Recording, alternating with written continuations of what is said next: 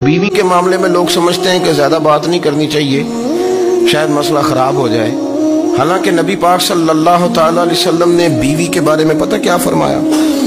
فرمایا جب تم نکاح کر لیتے ہو تو اپنا ایمان محفوظ کر لیتے ہو۔ ایک ایسی شخصیت ہوتی ہے کہ جس کی موجودگی میں آپ کا ایمان محفوظ ہے۔ ایمان سب سے قیمتی چیز ہے نا، تو اس کے محفوظ ہونے کی وجہ حضور نے نکاح بیان کر دی۔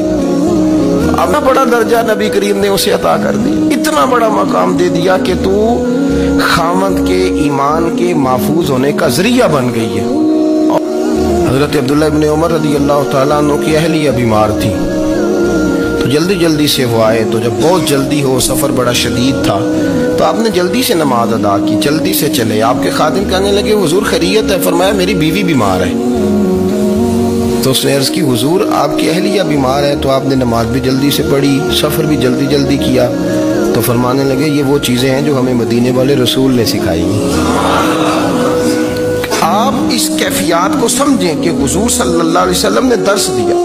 اور پھر ایک اور بہت بڑی بات، یہ فضیلت کسی اور کو نہیں دی، جو عورت کو حضور نے فضیلت دی، یہ فضیلت کسی اور کو نہیں دی۔ کبھی حضور ذرا اس لفظ کی تاثیر پر غور کریں، حضور نے فرمایا عورت ٹیڑھی پسلی سے پیدا کی گئی ہے، یہ ٹیڑھی ہے، تو سیدھا کرنے کی کوشش کرو گے تو ٹوٹ جائے گی۔ تو حضور پھر ہمارے لیے حکم کیا ہے؟ فرمایا جیسی ہے تم اسی کے ساتھ نبھا کرو، کہ فرمایا غلطی بھی ہو تو میرے غلاموں تم اس کے ساتھ نبھا کرو، گزارا کر لو۔